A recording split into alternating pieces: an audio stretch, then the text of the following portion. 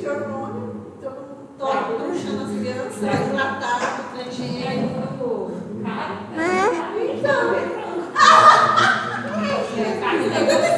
Não estou julgando, eu me compro. Você tem que comprar uma galinha solta feliz. Então, me compro, eu compro na caixa do meu. Quando eu morava no interior, eu pegava uma mas aqui eu compro na caixa do meu. Vamos lá, gente. Eu quero um caderno Chega caro. Mas é criança com brinquedo. Legal, isso que trouxe pra mim. Essas suas crianças vão dar trabalho hoje.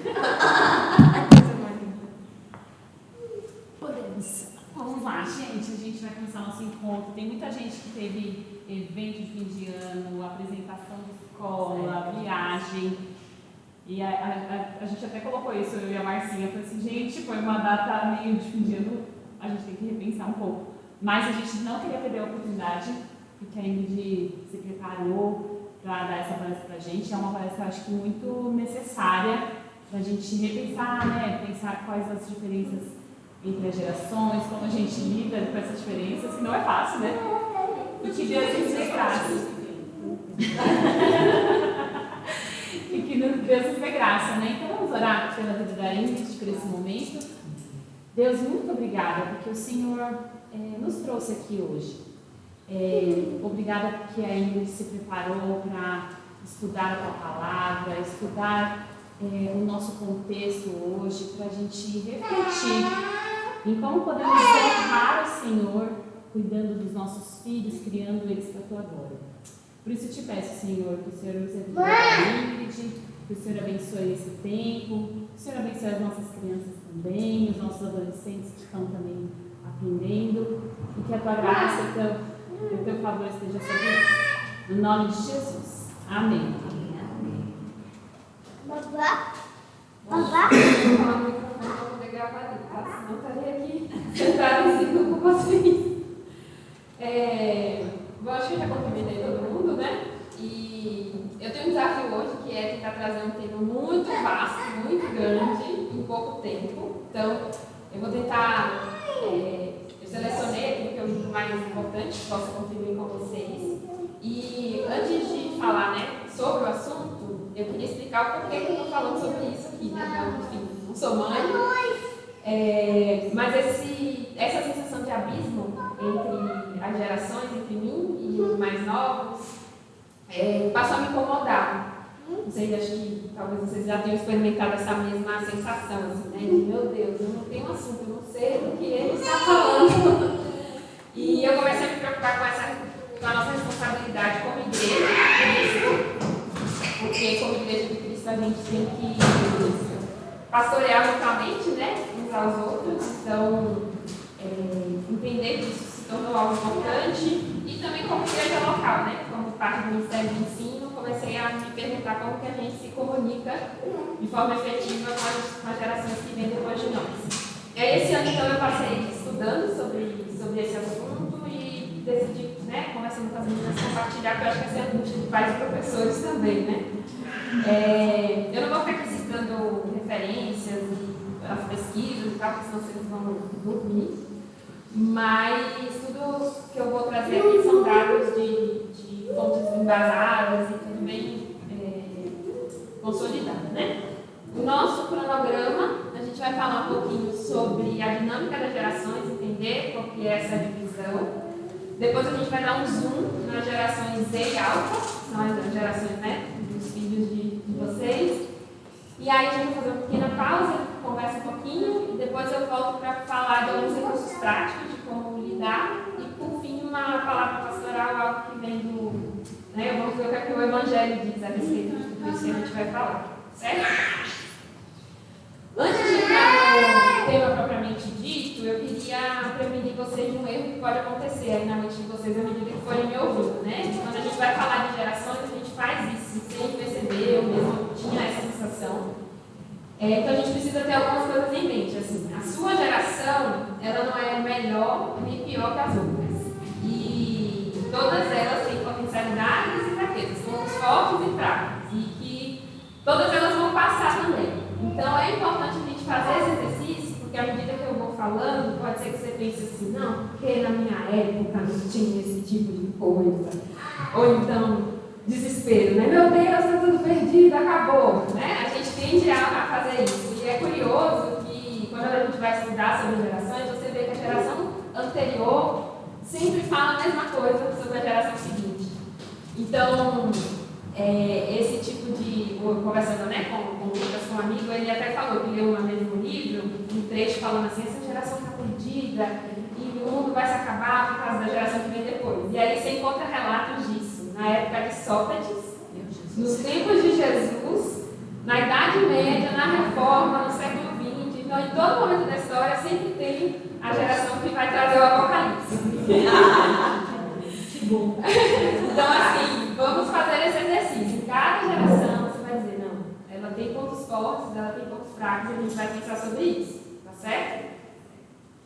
Bom, como que surgiu esse conceito de geração, né? Até o século XIX não se tinha essa ideia, as pessoas simplesmente viviam a sua vida. Aí, no contexto da Segunda Guerra Mundial, pós-Segunda Guerra Mundial, as empresas, por conta do marketing, começou a querer entender quais que eram os desejos, os anseios dos jovens daquela época, né? E aí, o que inicialmente veio como uma demanda do mercado, digamos assim, acabou se tornando objeto de estudo da sociologia, da psicologia, e aí foram classificando as gerações. Inicialmente, essas mudanças eram feitas a partir de um tempo. Em geral, uma geração durava 25 anos, mais ou menos. Aí, com o advento da tecnologia, as gerações passaram a ser classificadas pelas mudanças que a própria tecnologia produz. E com isso, vocês vão ver, aconteceu um fenômeno de que essas gerações vão se tornando cada vez mais curtas. Então, que antes era 25 anos de uma geração para outra, passou a ser algo que muda muito mais rápido. E aí, como que então os estudiosos dividem essas gerações? E é interessante falar aqui, eu vou ficando um pouquinho pequeno no ano, mas eu mostro para vocês. Esses dados são um pouquinho diferentes do que a gente encontra na literatura geral, porque são dados brasileiros. Quando a gente olha para o Brasil, existe uma certa defasagem em relação à Europa e aos Estados Unidos. Então, as gerações mudam primeiro lá, e aí depois a gente sente a rebarbadia. E aí, esse Roberto Meire, que foi o pesquisador que fez essa análise das gerações no Brasil. Né? Então, a gente tem os tradicionais, que vai até 1945, então o pessoal é de 79 anos para cima. Os baby boomers, de 1945 a 64, então o pessoal que está com 60 a 78 anos. Geração X, de 65 a 84, que é o pessoal de 40 a 59 anos. Já teve gente aí se identificando. A geração. Ah, quero saber, eu sou milênio. Eu sou milênio, sabe? Eu tenho 4, não me bota no X, não. Poxa! A geração Y, que é o. A X que achava que era Y. Todo mundo de várias pessoas caindo aqui hoje. A geração Y, de 85 a 99, o pessoal entre 25 e 39 anos. A Z, 2000 a 2009, 15 a 24 anos. E a Alfa é a geração que ainda está se desenvolvendo, então não se tem tantas coisas fechadas sobre elas. Então vamos lá, vamos fazer um quiz aqui. Vamos todo mundo se inscrever agora. A Alfa não fechou ainda. A gente, não fechou ainda. Os que nasceram de 2010 para cá, aí vai olhar para trás e ver o quê? Como é que a gente vai aprender geração? Não, a gente vai chegar lá, vai dar certo. Sem desespero, comecei a falar, sem desespero. Acho que aqui temos geração X, né?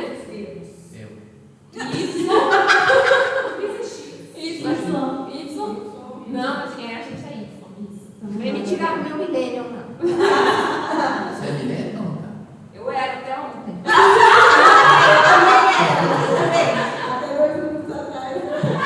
Achava que ele era sobre o número X.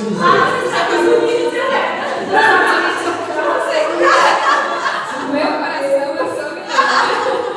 Mas sempre milênio. Vamos lá então, a gente vai passar pelas gerações agora, as características de cada um, né? Os tradicionais são aqueles que vieram, nasceram no contexto rural, ainda pré-urbanização, né?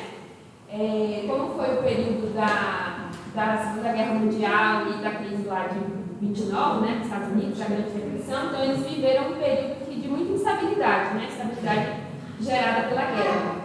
E por conta disso, né, no meio da situação de aperto, você tem que se virar, né? Tem que saber de tudo um pouco. Então, uma característica dessa geração é deles serem práticos e bastante dedicados. Aquelas pessoas que têm habilidade, sabem de tudo um pouco. Eu lembro um pouco assim, do meu avô e tudo isso, né? Com certa coisa, vai na rua, trabalhava fora, tipo, resolve coisa em casa, cozinha. É uma galera que sabe fazer de tudo um pouco, talvez por essa questão de precisarem se virar, né? Por conta das instabilidades da época. Eles gostam de hierarquias rígidas, então, tanto por essa herança da guerra, quanto pela questão de... É aquela geração que chama os mais velhos de senhor, né? Que tinham o hábito de pedir a bênção dos pais, dos avós.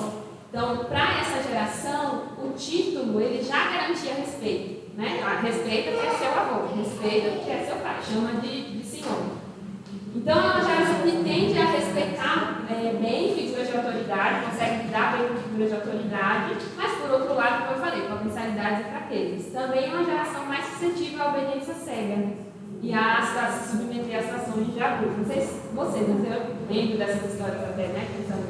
Que conta assim, porque ele batia muito no filho, né? E tinha que respeitar porque era o pai, porque era o avô. Então, eles tinham muito respeito por figuras de autoridade, mas aí acabavam se tornando suscetíveis a esse tipo de situação, né? Permanecem muito tempo numa mesma instituição por essa estrutura rígida, né? De hierarquia, então também, né? O orgulho era dizer que tinha 50 anos trabalhando naquela mesma empresa, né? E sacrificam-se para alcançar seus objetivos. É aquela geração que diz assim, primeiro a obrigação, depois a diversão. Aí vem os baby boomers. Tem esse nome porque houve uma explosão de bebê, né? Pensa que o pessoal estava lá na guerra, aí muito tempo, né? Privado de atividade sexual, quando voltam para casa, é tudo isso. Explosão de bebês, baby boomers, né? Então eles são filhos do pós-guerra, eles são muito focados em ações, eles são muito focados e geralmente agem em consenso com outros. Então começa um pouco a flexibilizar em relação à geração anterior. Por conta, né, de todo o impacto da guerra, também é uma geração que começa a tentar romper padrões e lutar um pouco mais pela paz, né, de uma forma geral. É nesse período que surge, por exemplo, o movimento hippie. Aqui no Brasil a gente estava vivendo o tempo do regime militar, da Guerra Fria, então aquela juventude que ia para a rua, que protestava, então eles começam a questionar a realidade do mundo que eles estavam vivendo. Começa também a surgir essa questão da priorização dos valores pessoais, da boa educação para os filhos. Então, nesse contexto, né, de não, agora eu tenho que prover um bom ensino, esse menino precisa estudar. E eles herdaram, né, dos seus pais a obediência e a hierarquia, mas aí começam a surgir conflitos internos. É uma geração que obedece, mas começa a surgir um pouco mais de questionamento sobre essa questão das figuras de autoridade. Aí chega a geração X. Isso, X. Vocês. Bom, eles lidam com crises de outras ordens, né? Já tinha passado essa questão da guerra, pós-guerra aí, mas enfrentaram o boom das DSTs. Então foi essa época que teve a epidemia do HIV, né? Que foi algo bem marcante, figuras públicas ali, né? Como o Fred Mercury, o Arimenagem, também casos aqui no Brasil, né? E enfrentaram também grande instabilidade econômica e política. Aqui no Brasil, por exemplo, é o período daquela troca infinita de moedas, aquela inflação terrível, né? Então era esse o momento da geração X. Começam também a se desenvolver as tecnologias de comunicação, então algumas coisas, né, mais tecnológicas aparecem. Vamos ver aqui quem conhece esse. Também a fita cassete. O que eles fez curso? Eu vim da fotografia. Olha, falei isso no microfone. Com 12 anos, eu fiz o curso da fotografia. Olha aí, só o X aqui aparece, mas já era digitação, não era mais então começa a surgir os primeiros protótipos, né, computadores, tudo. Essa geração já começa a buscar um pouco mais o equilíbrio entre a vida pessoal e profissional. Porque antigamente era aquela coisa, né, a obrigação, o trabalho e é só isso. E aí essa geração começa a tentar será que é só isso mesmo? Né? Eu preciso ter tempo com a minha família, surge então um pouco essa busca por equilíbrio. E eles respeitam a hierarquia, então mantém essa questão, né, dos mais velhos, do que tem posição superior a mim. Mas aí surge uma outra questão. Eu obedeço, mas eu quero chegar no topo. Começa a ter um desejo de ascensão. E a dinâmica agora é, quem está abaixo de mim também precisa me respeitar. Então não é uma obediência mais cega. Eu cheguei, mas estou aqui nessa posição, mas quero ser promovido, né? Quero chegar lá no chefe e quem está abaixo de mim também tem que me respeitar. Muda um pouco essa dinâmica.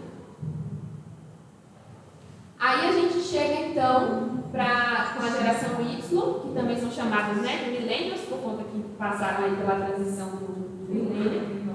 É uma geração que nasce num ambiente de relativa estabilidade do mundo, né? Então não tinha nenhuma grande guerra acontecendo, não tinha, né, nenhuma instabilidade financeira, econômica, né, mais proeminente. É uma geração que cresce num ambiente de valorização da infância, então você começa a se preocupar mais com o desenvolvimento infantil, com o que é certo ou errado na educação. E também eles recebem uma educação mais sofisticada. É nesse período que começa a se expandir as escolas particulares, inclusive, né? Que você começa a ter essa preocupação em dar um ensino de qualidade, enfim. Por conta disso, talvez, né, dessa certa estabilidade que predispõe à criatividade, né? É uma geração que em si carrega essa identidade de inovadores e criativos. E também uma autoestima bastante elevada. Então, os milênios são aqueles que vão ser milionários antes dos 30, né? Apesar porque eu botei, né? Queria, mas não.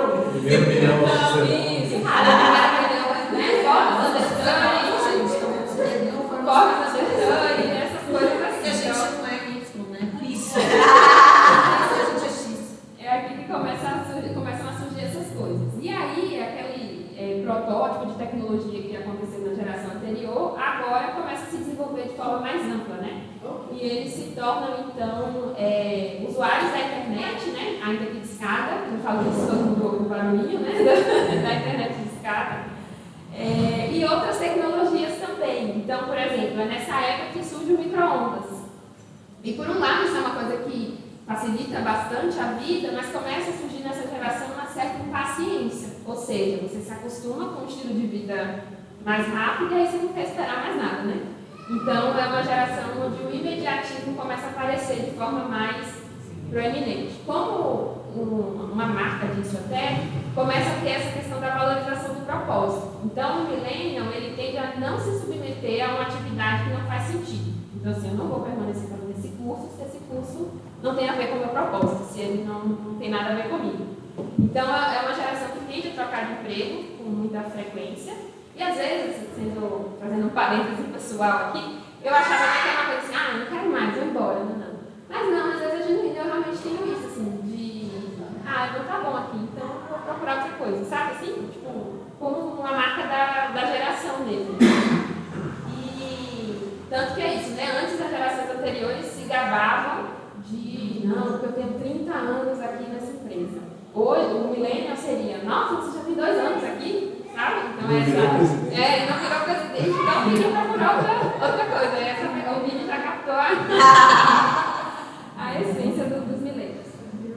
É nessa geração também que desaparece aquela cultura do senhor e senhora, eu vou chamar o mais velho de senhor e senhora, né?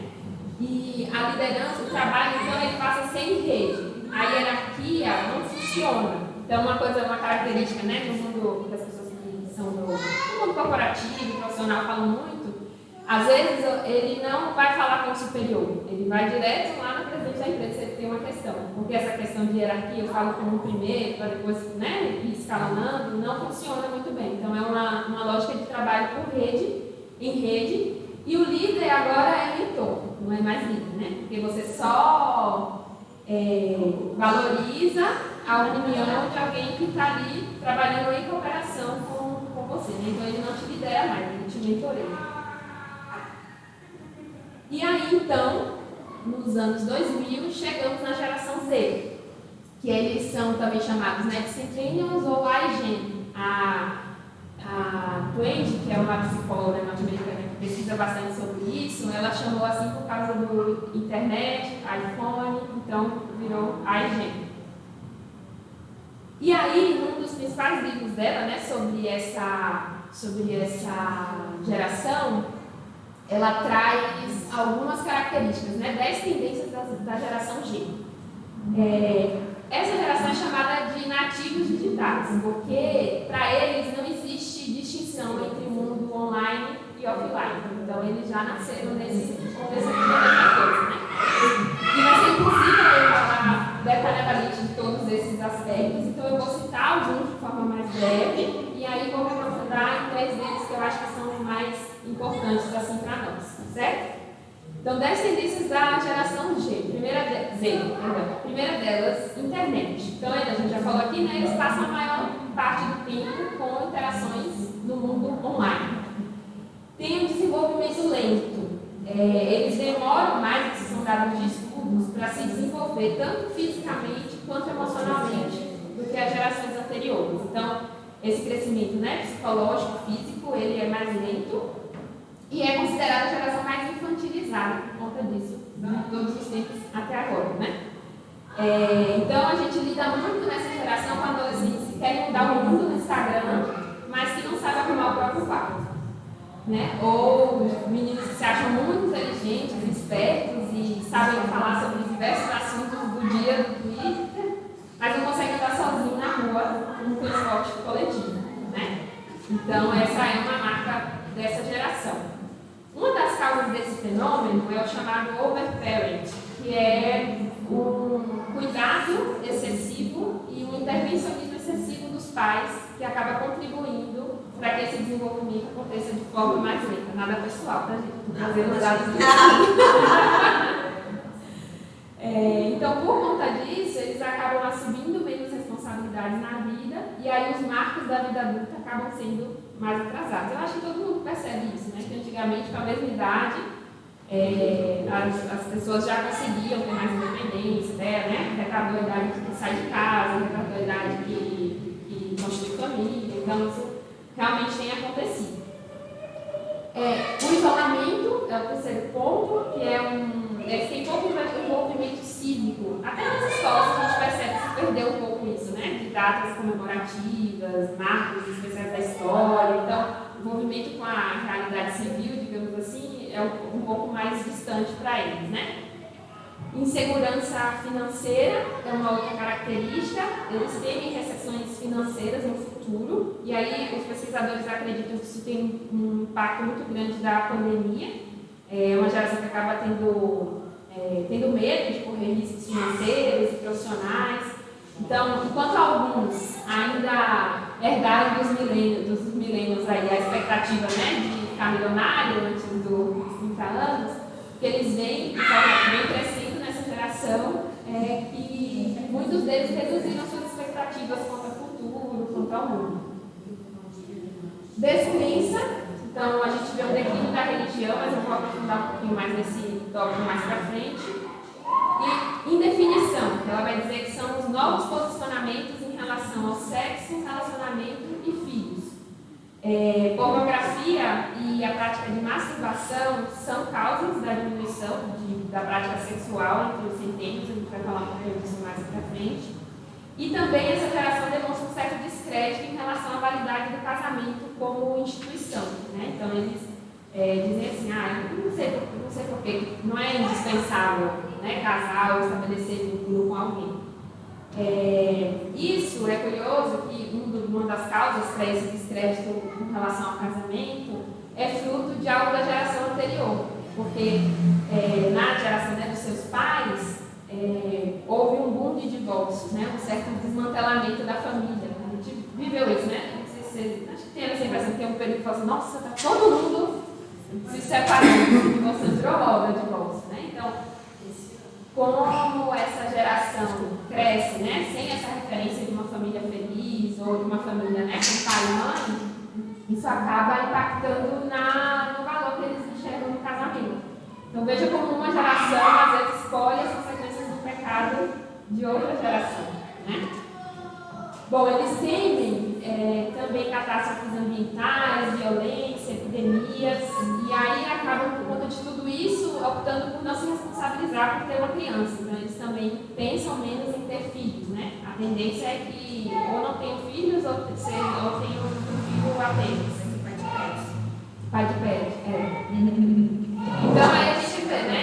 O que acontece? Menos sexo, a gente viu atrás, menos casamentos, menos filhos, menos famílias no modelo criacional, né, no modelo de Deus, e isso abre espaço para novos arranjos familiares, né? Então, até foi importante, não foi que a gente estava comentando que em materiais didáticos de escolas hoje já vem explicando diversos modelos de família.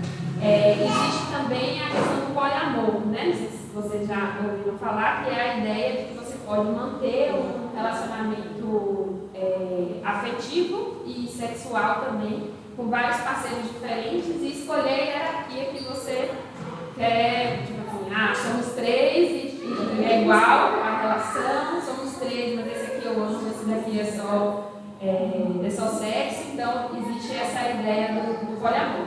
O poliamor, inclusive, fazendo um adendo, foi ano passado, se eu não me engano, foi no segundo semestre do ano passado, houve um projeto de lei para que o poliamor fosse considerado união legítima. Graças a Deus a PL não passou, mas são essas as interações, né, de indefinição que a geração acaba vivendo.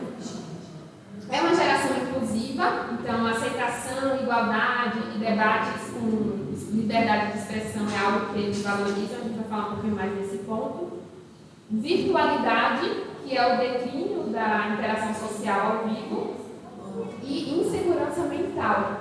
A gente vê um aumento agudo de transtornos mentais nessa geração, né? Então, depressão, ansiedade, a prática de automutilação, e não como uma coisa assim,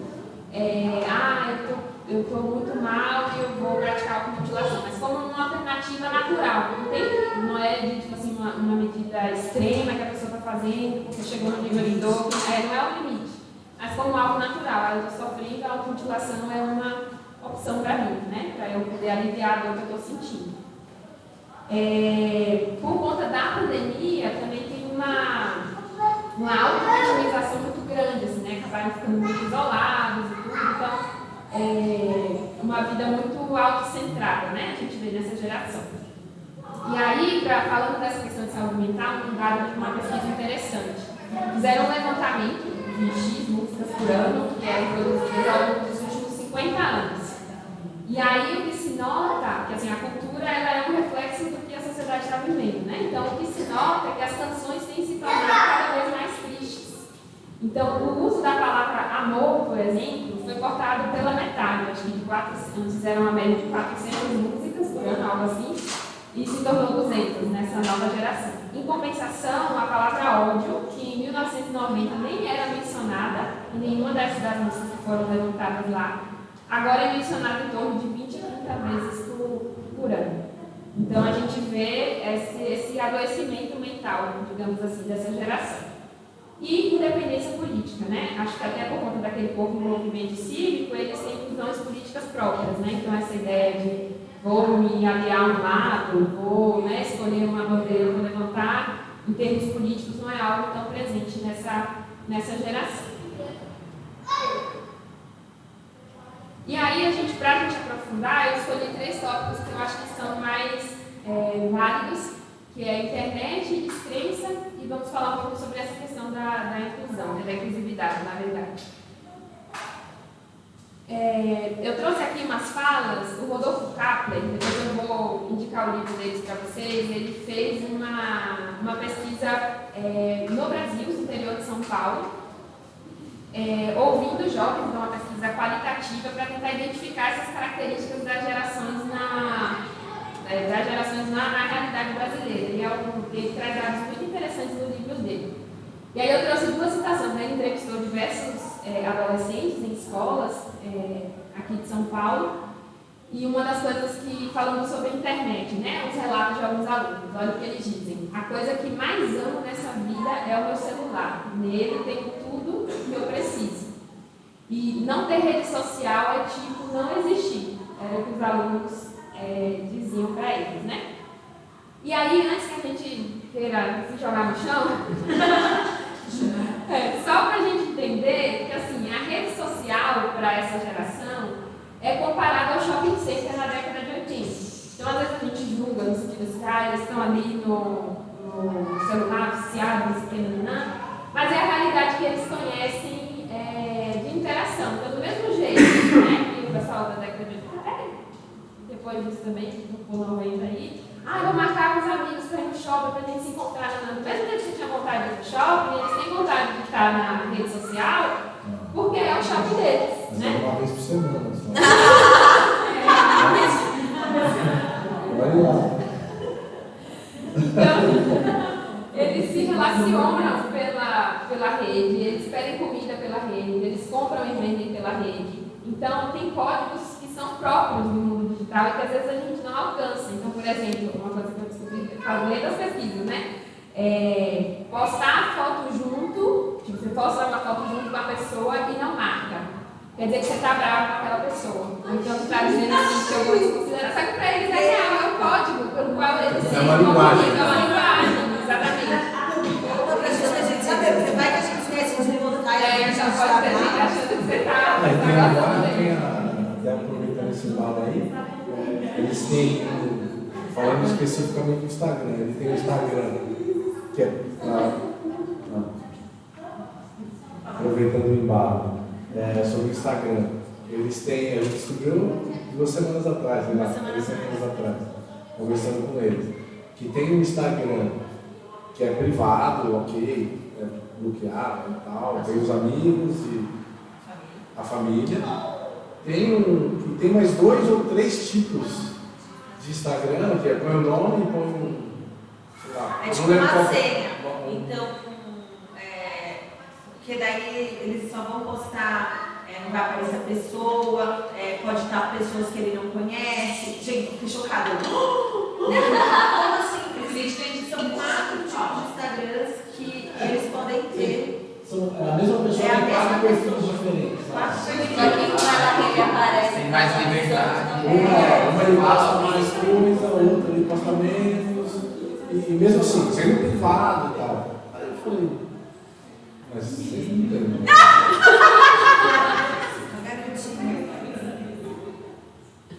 Mas tem um nome essas Você contas pode aí. ver, tem as siglas, tipo, quando você clica, tem a sigla tal, não sei o que, nananã, que é muito amigo, que é não sei o que. Então, assim, está provado que tem uma linguagem própria por trás de. E que a gente não sabe, né? Esse é o problema.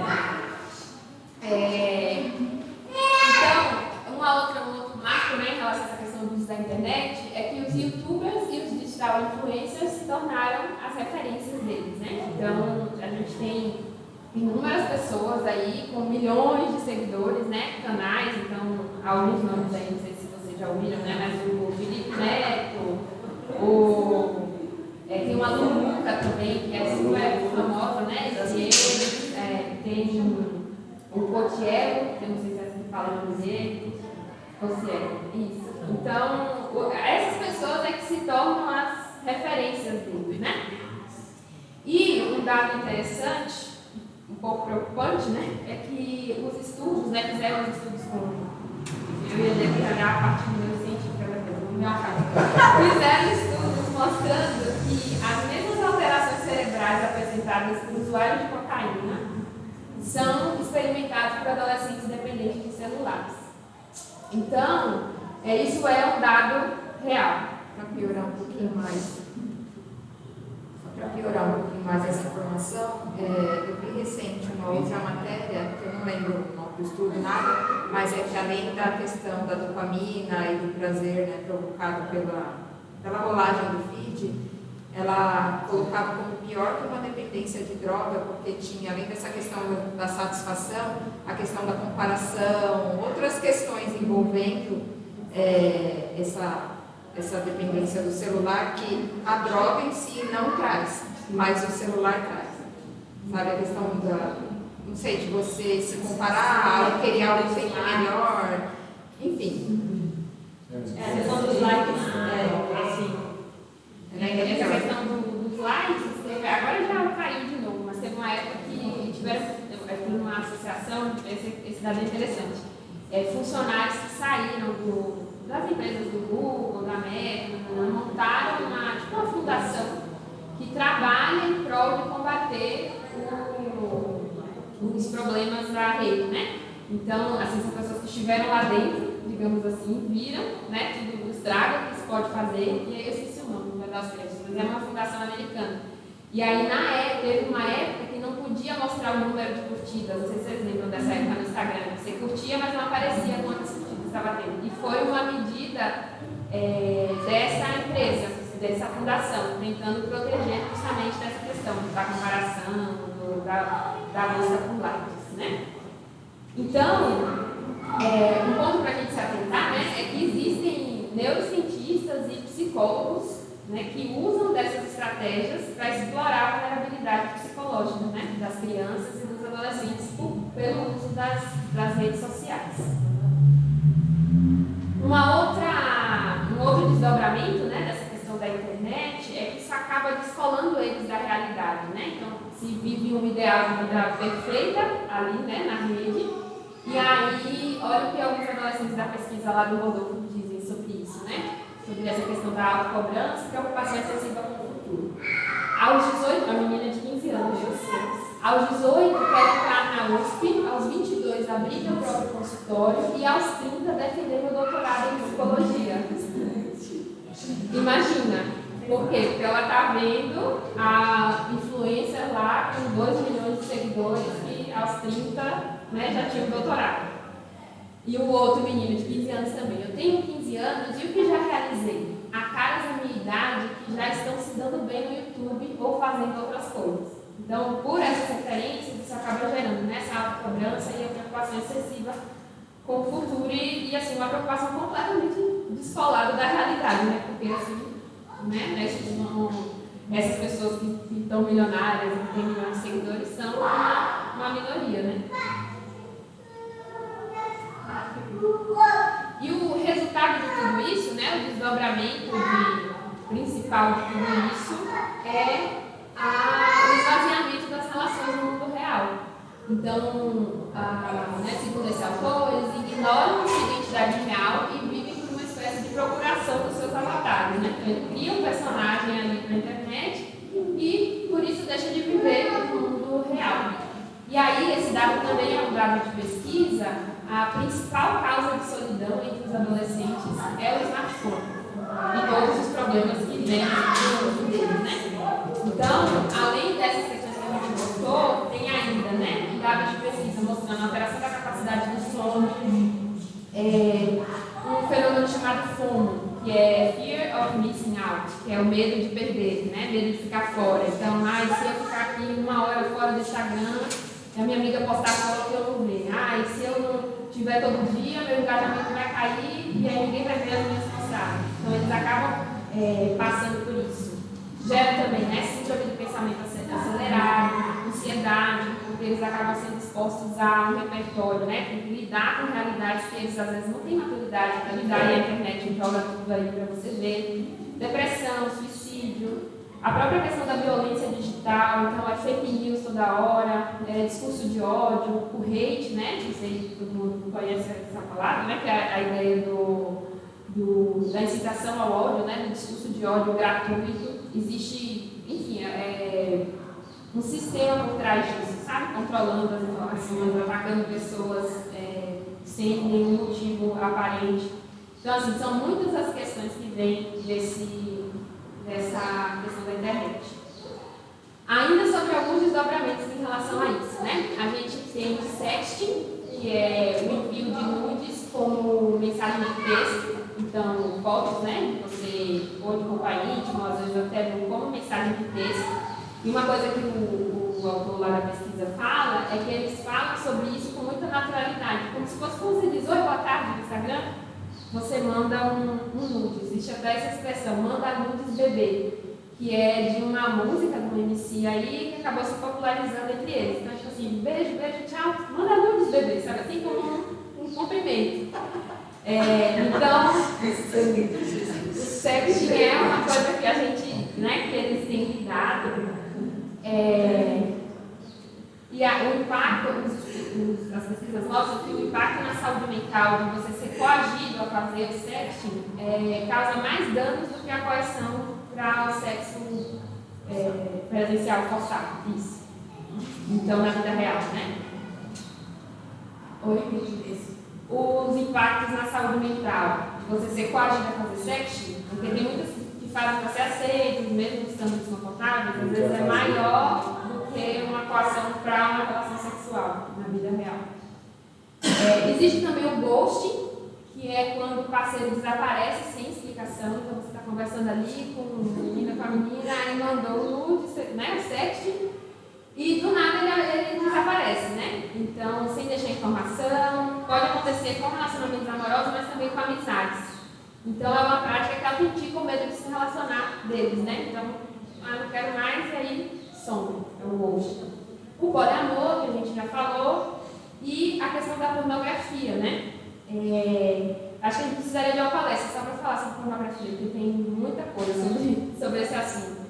Mas, como nós queremos, né, que no nosso ambiente a gente não expõe os filhos, né, de forma voluntária à pornografia, como acontece em muitas famílias, né?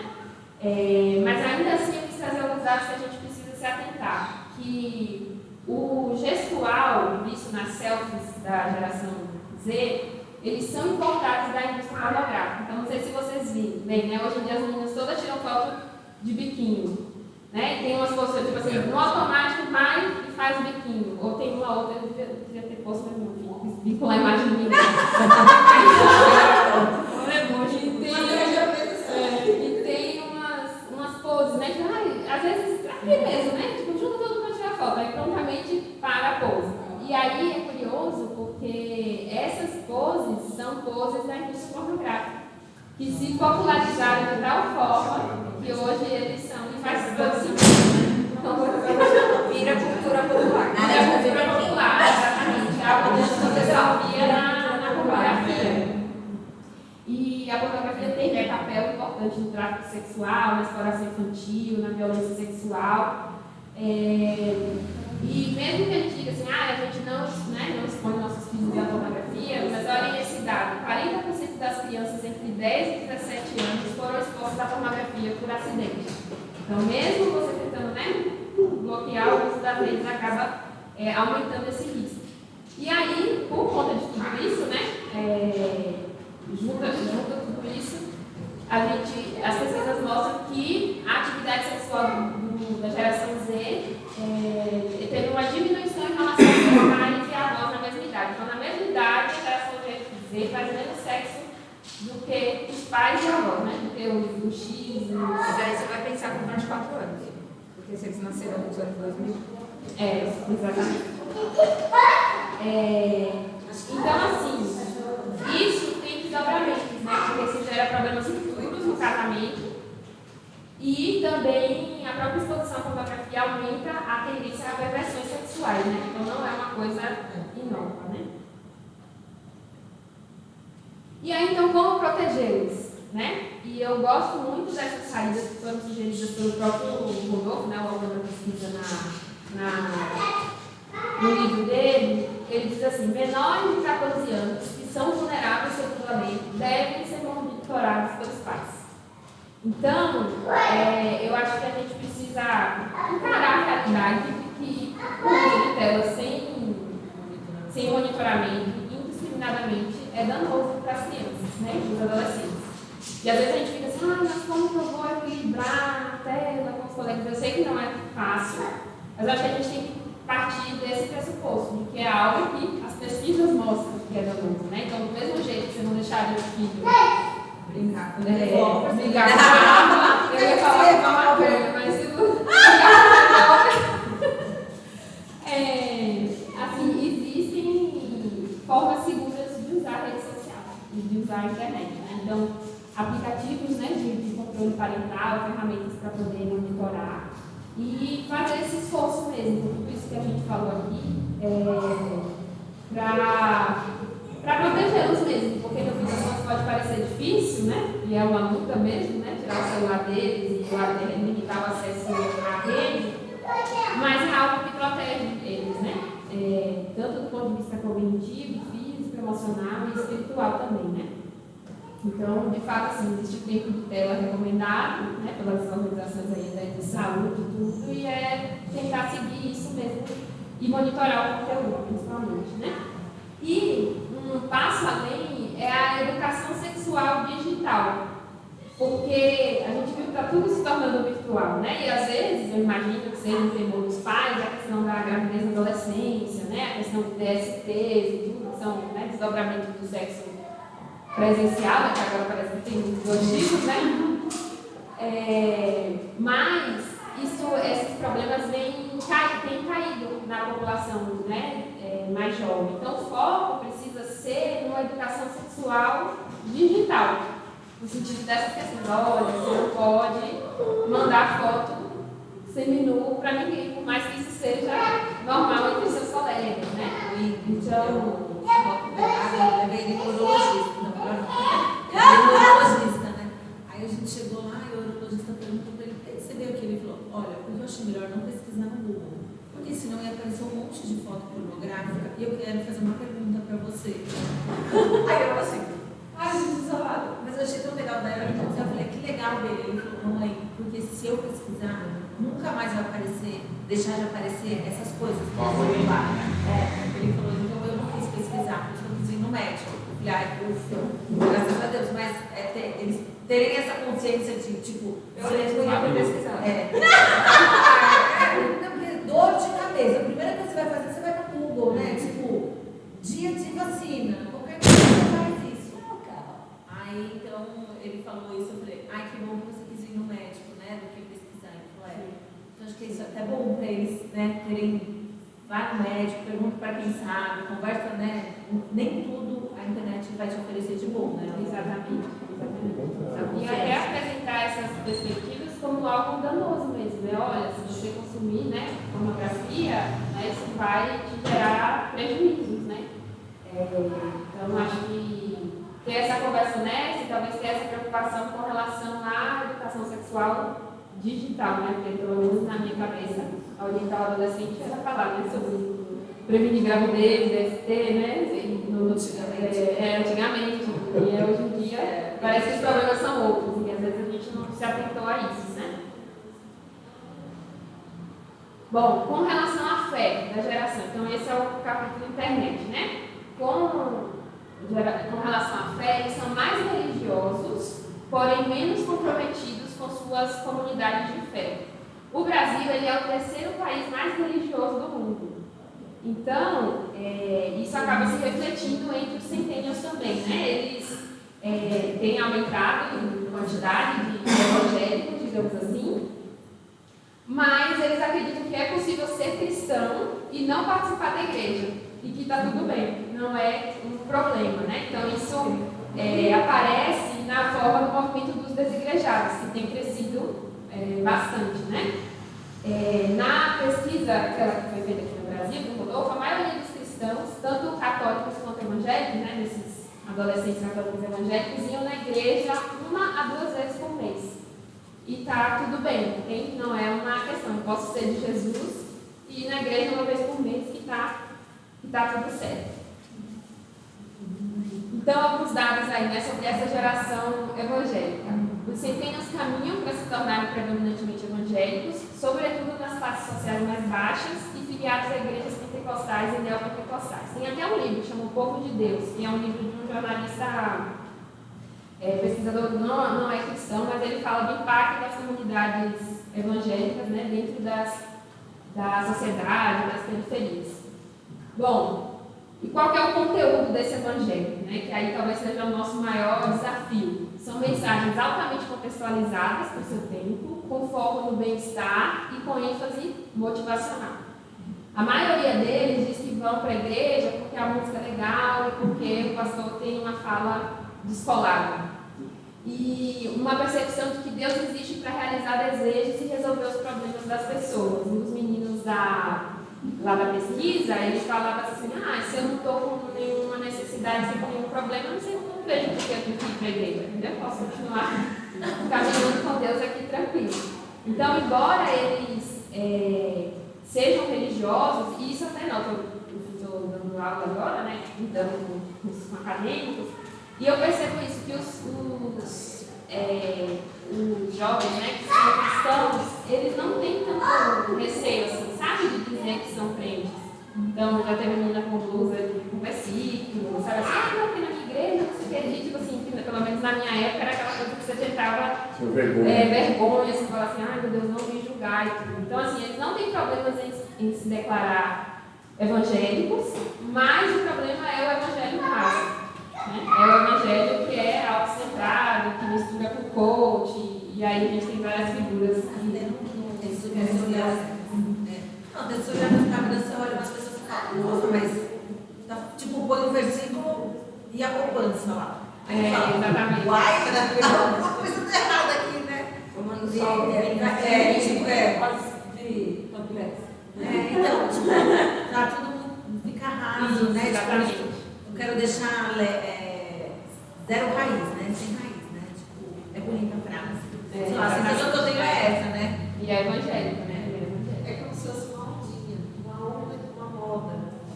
Isso, exatamente. É. Então, assim, todo mundo abraça a fé, mas que tipo de fé é que eles estão abraçando, né? E aí, como essa falta de compromisso, né, com a igreja é uma marca muito presente, esse é um outro autor, David Kinnaman, que ele tem um livro chamado Geração Perdida, que é justamente falando sobre por que os jovens abandonam a igreja, né? E aí ele listou 5 problemas que são os mais prevalentes, assim, referidos por eles, né? Primeiro é o isolacionismo, de que a igreja é super protetora e demoniza tudo, e você tem que ficar ali isolado dentro daquela comunidade. A superficialidade, então a ideia de que a igreja é chata, que a igreja é irrelevante, não tem nenhuma contribuição para dar para o mundo. A igreja é anti-ciência, então é retrógrada e fica em conflito com a ciência. O moralismo, ou seja, a sexualidade ela é mal abordada pela igreja. O exclusivismo, a igreja é arrogante e dona da verdade. E o dogmatismo, a igreja é hostil com quem tem dúvidas, né? Então não é um ambiente seguro para eu expressar as minhas dúvidas. E isso eu acho que é algo que a gente precisa estar atento, né?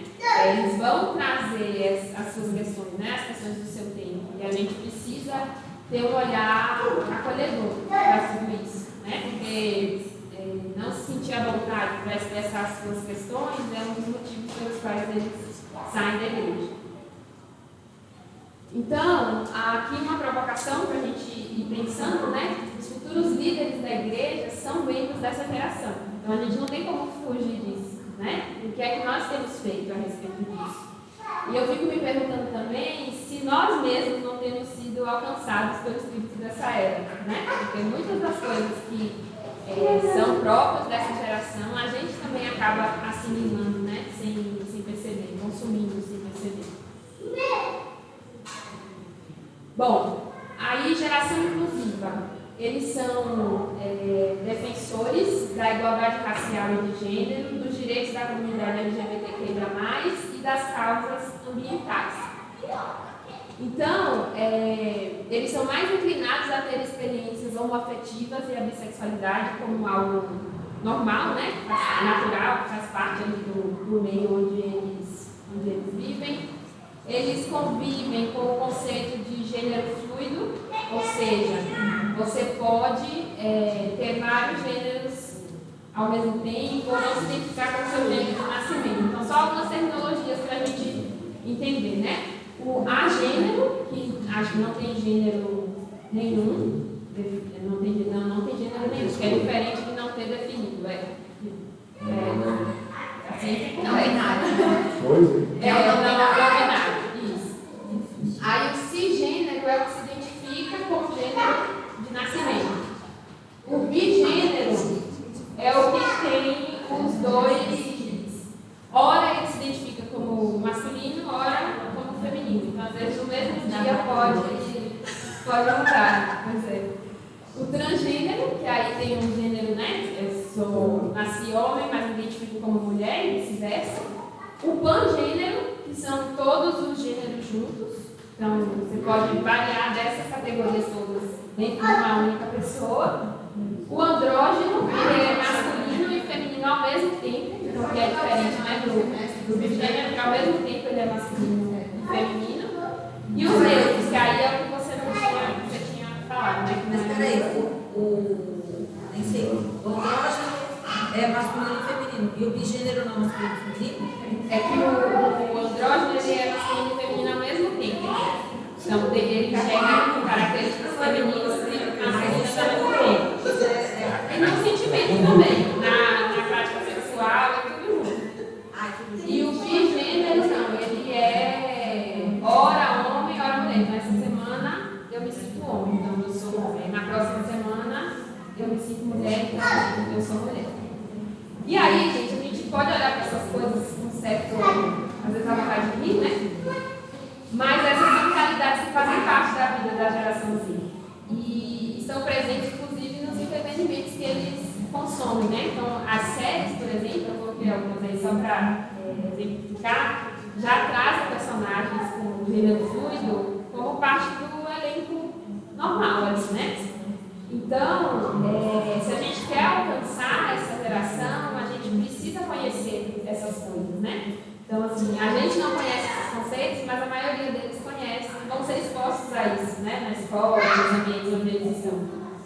Não, é só para dizer que ontem eu saí da oração aqui e eu fui ao Macmillan.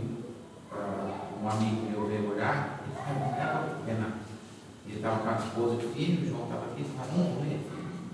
Aí eu falei, tá bom, vamos ver. Aí fomos no Macmillan. Tinha crente vindo de vigília, eu com a camiseta de Jesus, a cada fonte, Cristo vive em mim. Tinha irmão de terno e gravata, irmã do coque, comendo no Macmillan. Gente que saiu da balada, que era 1 hora da manhã. Gente que saiu da balada. E todos esses gêneros, todos. Era o microfone, assim, sabe? Crente. Tinha um que orava, era homem de barba, com barba mesmo, grande, mas com cabelo e mini saia, em perna peluda. Entendeu? Provavelmente o andrógeno. E assim, não era uma mini saia, era mini saia de mostrar o bumbum. E tem uns princípios que praticamente falam agora também. O cachorro, tirando assim e lá. E outra coisa que eu ia falar é que na faculdade, na universidade, você já vê todos na sala de aula, já vê. Todos. A escola da Bernarda Pedra é uma escola extremamente, assim, quando a gente colocou eles, eu fiquei até com medo. Eu falei, meu Deus do céu, que escola moderna. Todos os professores são estranhos. Todos são. Você olha e você fala, você olha e você fala, não sei se o que é, o que não é, se você não consegue identificar o que é. E o Bernardo Pedra, né, tipo, o Bernardo falando, não, mas é porque a minha é gênero, não sei o que. Mãe. Aí a minha, então não tá com ela dele. Pedro, e a Mar, próximo. Aí ela, ama de longe. Aí ele, o que você acha, mãe? Aí eu, calma, eu falei, você tem que me explicar o que é pangênero primeiro para eu saber, né? Porque eu nem sei. Então é exatamente isso, a gente nem sabe o que é.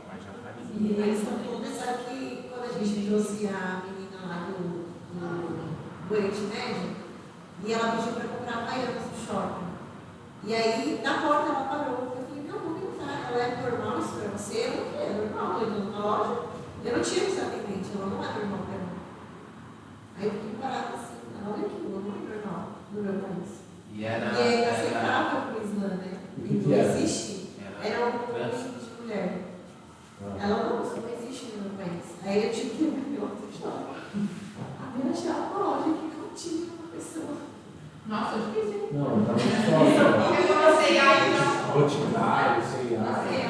Aí a gente foi explicar para ela, deu uma reunião explicar para ela o que era aqui no Brasil. Assim, nas igrejas, ela se sentiu chocada, porque tinha que ir mostrando a linha dela, meu, não pega não. Ela ficava realmente escandalizada. Foi a primeira vez que eu vi o que era escandalizar. De verdade. Se eu fosse Ele tentar fala, mas não falar, passa não é tudo normal, mas na hora que ela ficou em choque. Para ela não é Toma um normal. susto, né? Eu olhei assim, meu Deus, é isso que fala a expressão escandalizada. Ela realmente estava escandalizada. E aí eu acho que o ponto é esse, né? Que são coisas que a gente lida, né? Tem certa dificuldade e tudo, mas é importante a gente conhecer porque são coisas que para eles é mais natural, né? Porque faz parte da dinâmica da geração. E aí também dentro desse escopo a linguagem não binária, a questão da comunicação inclusiva, né? Do todos, todas, todos e todos os desdobramentos disso. Bom, ainda sobre essa questão de serem uma geração inclusiva, né? Eles defendem o papel igualitário entre homens e mulheres na sociedade, em geral são muito simpáticos ao feminismo, inclusive os meninos, tanto que muitas ativistas dessa geração são mulheres, né? Vou fazer um quiz aqui, quem sabe o que é aquela primeira? Essa aqui. É aquela que deixa eu ver. Isso. A Amiga do Bolsonaro. que é uma ativista ambiental, da causa ambiental, né? Ela tem 21 anos hoje. Quando ela começou, era mais nova ainda. A Malala, que já falaram ali, que é uma ativista paquistanesa, né? Ela luta pelos direitos humanos das mulheres, pela igualdade de educação, né? Acesso, né? Igualitário à educação. Ela tem 27 anos. Aquela lá de cima, né, no palanquinho ali, é a Emma Gonzalez, que é uma ativista norte-americana. Ela luta pelo controle do uso de armas, pelo desarmamento nos Estados Unidos.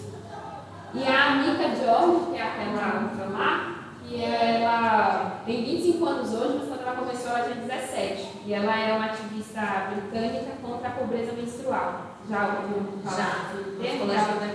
Que é a questão da dificuldade de acesso, né, a material de higiene durante o período menstrual. Então, assim, elas são heroínas para essa geração, né? São coisas que a gente às vezes também olha distante, mas que a gente precisa conhecer, porque isso demonstra o engajamento, né, dessa geração com essas causas. Eles têm uma identificação, né, com o ideal dos direitos humanos e proteção à dignidade humana e têm um profundo senso de igualdade. Então, essas são preocupações latentes, sabe, para essa geração e que às vezes não eram coisas tão importantes para gerações anteriores, né? As gerações anteriores muito focadas no seu próprio trabalho, depois a outra da educação dos filhos, vai vivendo a sua vida. Essa é uma geração que olha um pouco mais para fora, né? E eu confesso que eu já tive essa tendência. Depois, né, de estudar sobre isso, mudei um pouco minha visão de achar tudo isso bobagem, sabe assim? Tipo, meu Deus, mais um adolescente gritando, alguma coisa, sabe? Mas eu tenho visto que se a gente lida dessa forma, a gente só aprofunda o abismo, né? Porque aí você vai ficando mais distante ainda de coisas que são dores para eles, e aí que a gente não consegue mesmo ter um diálogo, sabe? Então a gente precisa conhecer quem são as pessoas que são relevantes para essa geração, no que eles estão engajados, né? Por isso que eu quis trazer elas aqui para vocês. E assim, eu percebo que esse ponto, talvez essa questão da inclusividade, né? Que são esses tópicos que eu trouxe agora no final, seja o maior temor, né? Dos pais, dos professores, da igreja, porque é algo que é realmente muito forte para essa geração. Mas eu queria hoje convidar, a partir até da minha própria experiência estudando sobre isso, né? Para que a gente não enxergue isso como motivo de pavor ou desespero, sabe? Eu acredito que o próprio Satanás às vezes usa essa estratégia do desespero, de meu Deus, olha isso, quanto gênero, meu Deus, olha, né, quanta militância, com tanta coisa. Tem usado isso para a gente achar que está tudo perdido, sabe? Assim que essa geração se perdeu. Mas eu creio realmente que essa talvez não seja a maior fraqueza da geração Z, mas a maior potencialidade dela, sabe? Eles vão liderar um mundo que vai ter todas essas realidades, né? Então, e talvez por esse caráter da inclusão, eles sejam capazes de fazer isso de uma forma que as gerações anteriores não poderiam fazer. E a questão é como que a gente vai preparar eles, à luz do Evangelho, para lidar com essa realidade, sabe? Então, eu acho que a gente precisa parar de olhar para tudo isso com esse medo, sabe? Com esse pavor, com essa sensação de apocalipse. E buscar conhecer mesmo, saber que eles é que vão... Até com esse preconceito que a gente Com tem. certo preconceito, exatamente. A eles vão Porque, conseguir assim, transitar nesse eles vão conseguir cenário, transitar muito coisa melhor que a nesse gente cenário. Exatamente. não vai ter esse traquejo. Então a questão não é fugir disso, mas é preparar-nos bem diante disso, né? Porque inclusive, até pensando nessa questão da igreja, essa vai ser uma realidade da igreja, né? De receber pessoas que vão ter características dessa geração do jeito que elas estão, exatamente. E aí, muito facilmente, um X, um baby boomer, não vai nem querer chegar perto, né? Quem que vai? São eles, né? Então, E a gente tem que se preparar como X, como milênio, como qualquer coisa, a querer chegar perto. sim, sim. E aí, a geração alfa, como eu falei, é uma geração que ainda está acontecendo, então não tem muitos dados sobre ela, mas ela herda muito da geração Z, né? E eles são a geração realmente 100% imersas na vida digital, porque o Z ainda tem o pai millennial ou X para dizer assim, porque na minha época o telefone não era assim, né? Mas esses não, esses já nasceram imersos no mundo que funciona 100% online, que tem inteligência artificial, que tem realidades virtuais, então eles desconhecem realmente a vida analógica, né? Eles vivem uma educação que é digital. A Gen Z ainda vivia uma educação tradicional adaptada à tecnologia. Essa geração agora já nasce sendo ensinada digitalmente, né? Os estudiosos acreditam que eles vão herdar da geração Z essa responsabilidade social e ambiental e também vão herdar os desafios de saúde mental, talvez ainda mais agravados por conta do uso ainda mais excessivo de telas, né?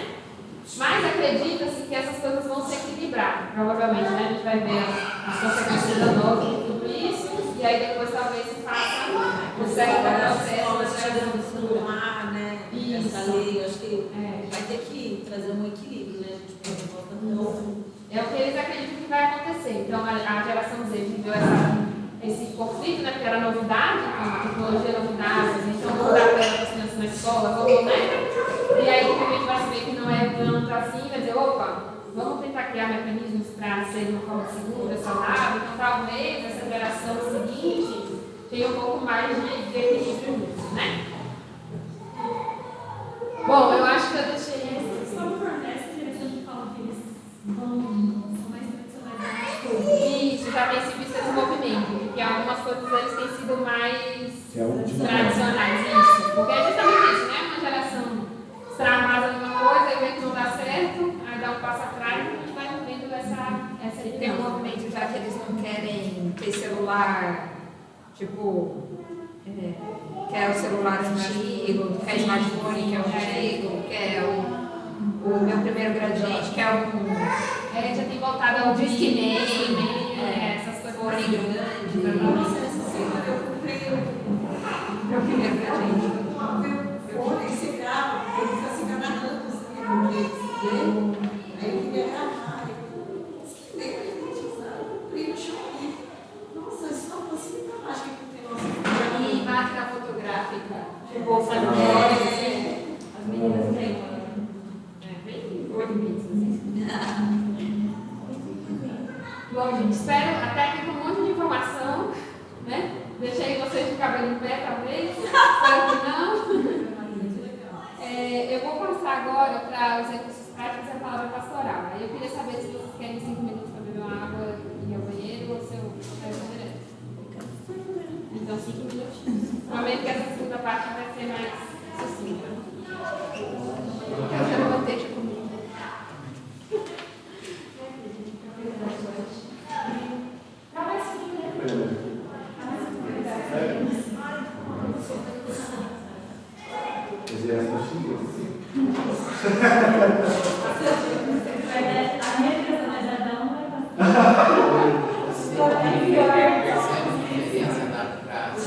Você percebe a diferença de vocês para prazer?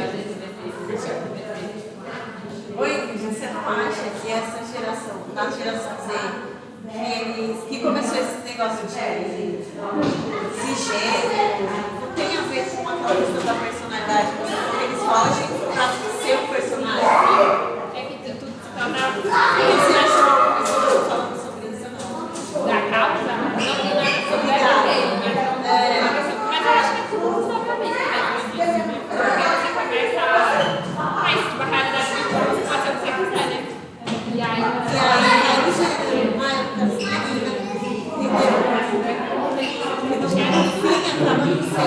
fisiológico. Os papais lá. Eu acho que tem uma coisa,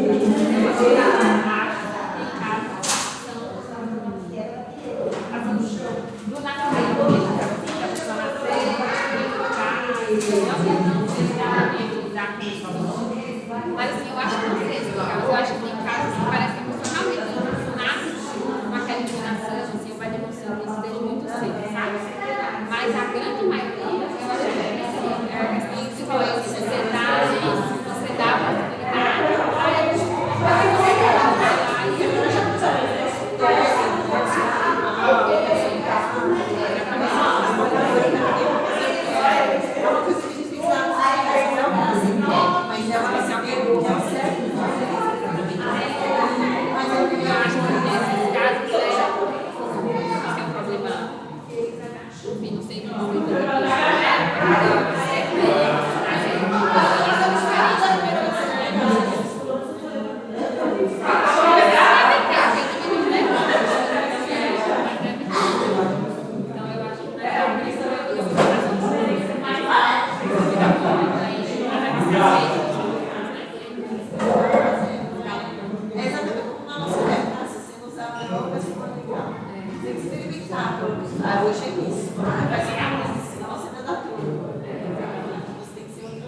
mas sempre tem coisa por trás, né?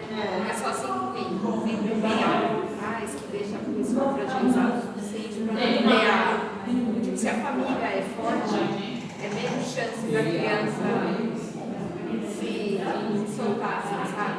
É que na verdade a minha impressão é isso, que tudo começou com um tratamento da família.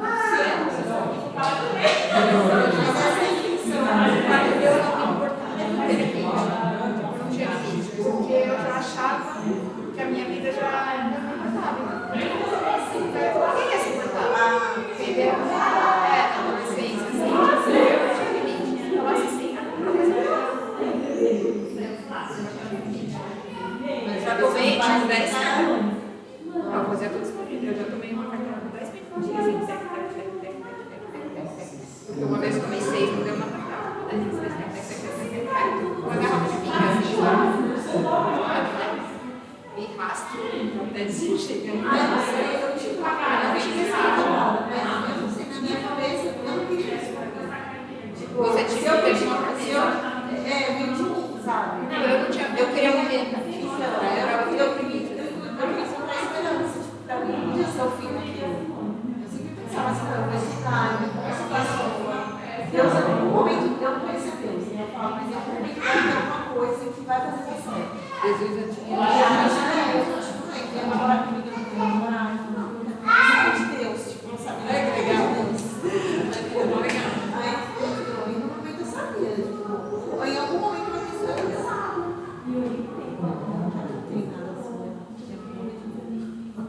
Porque eu queria a tragédia. Eu tenho uma amiga que ela não fazia essas coisas assim, de droga, ela não transava assim com os meninos que ela beijava, ela falava, faz pra minha mãe. Ela contava tudo pra mãe dela.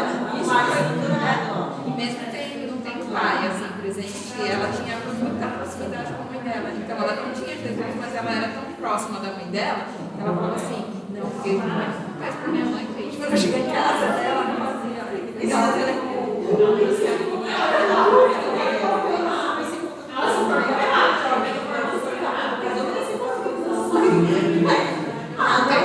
Como assim? ela vai perguntei por quê. Tipo, uma alfineta na minha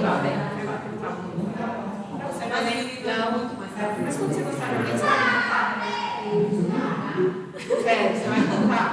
Vou. Não, mas você vai só gostar de ninguém mesmo. Deixa eu ver se eu subar. Não! Theo, tem 14. É. Só que ele ainda só tá achando que ele é melhor que eu, sabe? Ele ainda não virou essa chave. Se bem que ele tá mais tarde, ele tá preocupado com essas massinhas, né? Ele bota o cabelo assim, por exemplo, pra cozinhar.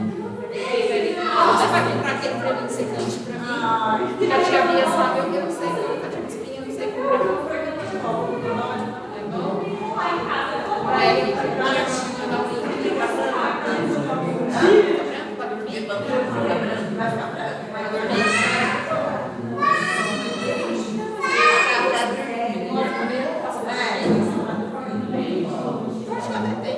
Eu uso. Até hoje. Isso é parte seca. Inclusive, clareia. A minha irmã falou que tem um que ela não achou uns 20 reais, mas é tipo um resíduo que você recebe. E eles pegam também.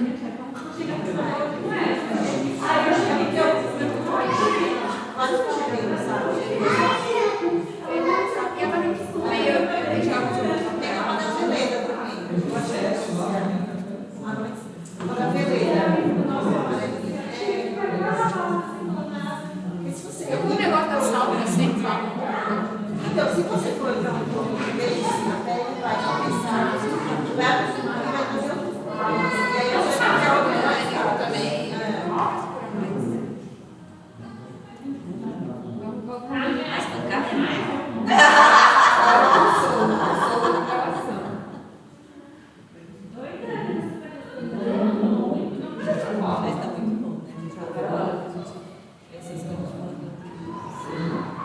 Menina, você tem que estudar o que você vai ensinar aqui. Esse negócio de gênero, negociativo, sabe? Você tem que estar aprendendo. Você não sabe se você está sendo preconceituoso, entendeu? E a minoria. E você fica cheio de termos assim, sabe? Sabe o que eu acho muito chato? Essa da inclusão. Por exemplo, a gente tem um mandato de unidade da criação. Mas, para ele, se você é ambientalista, você aceita todos os gêneros, entendeu? E se você e aí você é a favor do aborto, entendeu? E aí, então assim, que nem a Jacina está falando com adolescentes sobre a questão da raça, né? Mas, para eles, é um pacote, né? Não tem como, nossa, mas você defende a questão ambiental e não aceita, acredita que Deus criou uma mulher, entendeu? É muito difícil, sabe?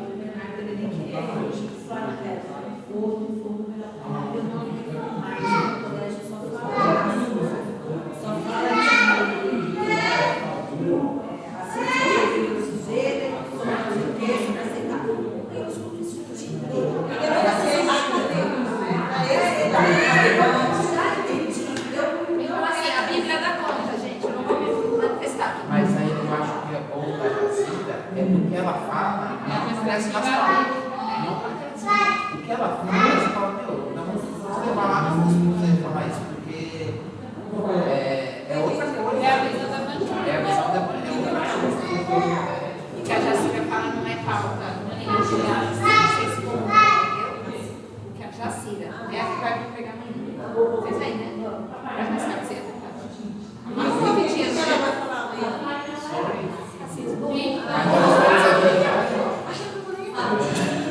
Eu queria assistir ela, você não foi, né? Ela foi a Ela tá na conferência.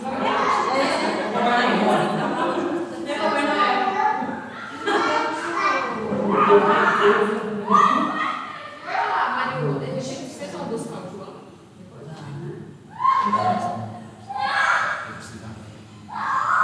Bom, gente, vamos lá então.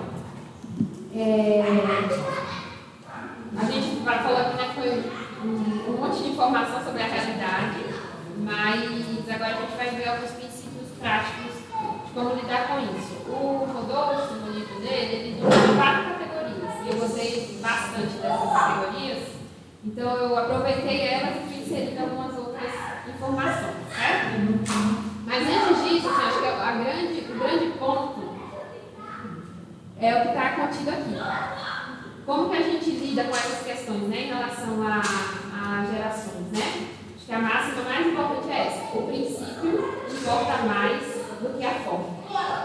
As gerações, elas são passageiras, né? Hoje em dia nem 25 anos dura mais, que era o tempo de anos, né? Está passando ainda mais mais rápido. Mas a única coisa que é permanente é a palavra de Deus, né? Jesus disse isso lá em Mateus 24:35, né? O céu e a terra passarão, mas as minhas palavras jamais passarão. Então, as gerações mudam, mas a palavra de Deus ela é permanente. Os formatos, né? A forma de fazer, de pensar, ela se desconfigura com o passar do tempo. Já os princípios, eles se aplicam a qualquer época, a qualquer cultura, a qualquer realidade, né? Então, por isso que a gente precisa conhecer bem os princípios, né? O que a Bíblia diz sobre os clamores dessa geração. Então, o problema não é o conflito de gerações na forma de fazer as coisas, né? O problema é se a pedagogia que a gente usa para lidar com aquela geração bebe do evangelho, né? O quanto de evangelho há naquilo que a gente está fazendo para essa geração, né? E aí, dois desdobramentos disso. Primeiro, e aí para vocês pais, né? Vocês precisam conhecer o evangelho, né? Porque como que eles vão entender essa dinâmica do evangelho, ou como que você vai dizer para eles o que o evangelho diz, se você não conhece o evangelho, né? Então, acho que esse lembrete é um chamamento mesmo para a gente pensar, né? Como que está a nossa vida com Deus, como que está a nossa vida de oração, nosso tempo devocional, o quanto que a gente, e aí vocês, né, como pais, estudam ou buscam conhecer mais sobre essas questões e o que o Evangelho diz sobre elas, né? E o segundo desdobramento desse princípio é que a gente deve gastar energia pelo princípio, mas não gasta energia brigando pela forma. Que às vezes é a maior diferença, o maior gasto de energia acaba sendo muito pela forma, porque é diferente de como eu aprendi ou de como eu vivi, e nisso a gente acaba perdendo o princípio. Então, eu vou usar um exemplo que eu ouvi numa palestra, né? Qual que é o princípio, né?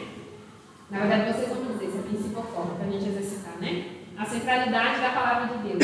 Orar nas escrituras dia e noite. Princípio ou forma? Princípio. Né? Agora, Bíblia de papel e Bíblia de celular. Princípio ou forma? Forma. Né?